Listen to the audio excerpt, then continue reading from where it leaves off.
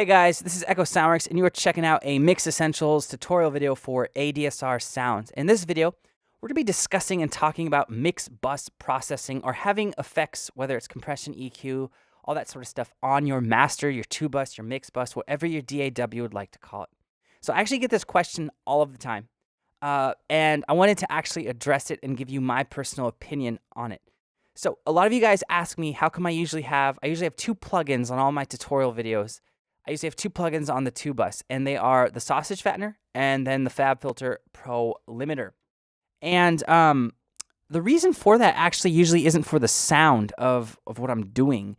It's actually just so I can control my voice for those tutorials. Now, that being said, I do use processing on my mix bus, my master bus, whatever you like to call it, pretty much every time or in every production that I do. And there's a few reasons why I think it's silly not to, or to be scared to put stuff on your mix bus. And the first reason is I don't know what part of the songwriting, music production, creative process it's okay to say, oh, this isn't how I want it to sound. This acoustic guitar that I mic'd up doesn't sound good. This synth doesn't sound right. But I'll get it in the next part of the process. This arrangement isn't right, but maybe when I mix it, it'll sound better. No, what we all do is we spend countless hours tweaking each individual step of the process until we hate our songs. Like, that's what you do. And so I don't know why people think that when the last process, if you think, okay, writing, arranging, production, and mixing, I'm going in order, and then mastering. I don't know why there's this gap, this kind of mythological gap between like, okay, mastering and mixing, they can't overlap at all. And if they do, you've done something wrong. No, if I want my mix to sound, or I'm trying to get my mix to sound like how I want it to sound in my head, and to do that, I need to throw on some light compression or some kind of a analog modeled or emulated EQ on my master bus because that's the vibe I want for the track. I'm going to do it. For instance, I was working on a neo folk track. I do produce. A lot of you guys ask me that question. I do. I don't just do the sound design stuff. So I was working on a neo folk track, and I wanted it to sound like it was recorded through older gear, and I'm all DAW. So I ran it through a Waves Red emulation, and I ran it through an Isotope Ozone tape emulation. And that was on my 2-bus, and I mixed into it because stylistically, that's what I was going for. So that's the first reason why I always question when people say don't put anything on your mix bus. And the second reason why I question it is 30 years ago when you were working, when there wasn't such things as a DAW or there wasn't Logic, there wasn't Ableton, you worked on consoles. And those consoles had channels like, we've probably all heard of this, the SSL-G channel. That was magic in the 80s and 90s, and everyone mixed into it. Chris Lord Alge, he mixes into certain compressors like the LA2A, the 3A. He will mix his project into them, or whole groups of instruments into them. If you take that approach, then I think you can get good results doing the mix bus processing, and that leads me to my next point. Don't get halfway into your project and be like, oh, it doesn't sound good, and then throw on a bunch of crap or a bunch of plugins on your mix bus, because that's kind of cheating, and you're just trying to put a Band-Aid on a rough mix or production.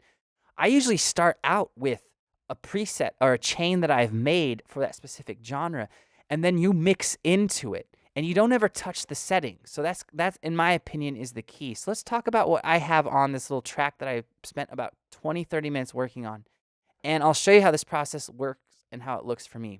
So the first thing that I have on a lot of my 2-bus processing is going to be some type of EQ. And the EQ you can see is very, very subtle. This is Isotope Ozone 7's vintage EQ. It is a combination of a Pultec EPQ1 and the EPQ, I think it's the 5Q, I want to say. I might be getting those names wrong, so I'm going to check because I don't want to do that because it's a tutorial. It's a combo of the, let's see, I have the Waves plugin here. It's a combo of the Pultec EQP, the 1A, and then the MEQ5, all in one plugin, and it gives you mid-side processing, so it is a great plugin. And you can see how light it is. I've just applied a little bit of EQ, just a little bump here and there, and it's a very musical EQ in the first place. And it's not a huge difference. It's not going to affect a huge difference in sound, and I've actually turned down the output a little. My goal with my mix bus processing is not to make the mix louder and to slam it and compress or limit the heck out of it. It's to add a certain tonal sonic characteristic to it, and that's what this is doing. I have the output down at negative 19.7, so if I turn this off, I'm actually going to get louder. I just got way louder, so it's actually turning my mix down. This is purely stylistic for me. Now, the next thing I'll usually run into is a analog modeled kind of like a compressor. Whether it's a Waves compressor, the SSL, I've been messing around with the vintage compressor in Ozone 7, and I really like it. It's a very musical sounding compressor. So I have a solid state loaded up. So this is the emulation kind of a SSLG channel. It's that glue channel. Again, if I turn this off, I'm actually going to get louder. And then I just like how the sausage fattener sounds. I usually apply around 5 to 7%. So this would technically make me a little bit louder. So if I turn this off, I will get a little quieter, but it's not doing a whole heck of a lot. And then I run into a limiter for the main reason of kind of just controlling transients. And then it's a quick way if I'm sending a mix out to a client. I don't want to send them a loud mix, so I might turn that up. But I usually just have it set at plus 1.5 dB. And that's usually it. It's usually that type of chain. So let me play this real quick with everything on and pay attention to, I'll load up the multimeter and we'll see where I'm peaking. So see where the decibels where I'm peaking.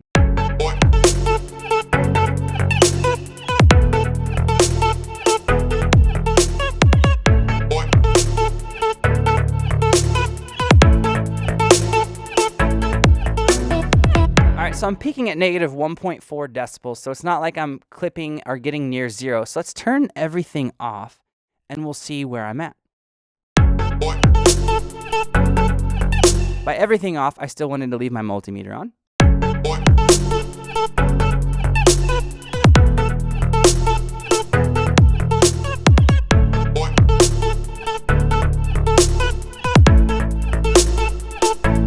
All right, so I was at negative 1.4 decibels with 4 plugins on, EQ, compressor, sausage fattener, and a limiter. And I got to negative 1.6 with that all off. So you can see here that I've gain staged a little bit. I purposefully do that. I don't want to just make the mix louder with these things. I'm doing it to color the sound because I like how it sounds. I really like how the drums sound with this. The drums are coming from Machine right now with this EQ on. So I just like how that sounds.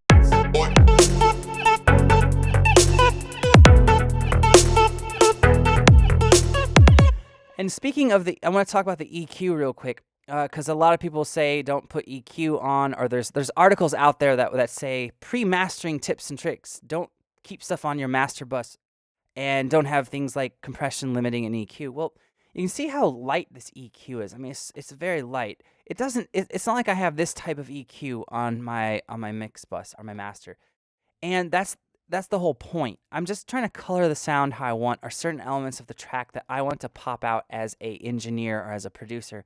And I don't want to take the risk and say, well, it sounds kind of like how I want it. Maybe the mastering engineer will do what I want, or maybe I'll be able to do it if I try to master my own track. I want to get as close to my final product as I can each step of the way, because for me personally, that makes a better sounding mix and a better sounding song for the final product.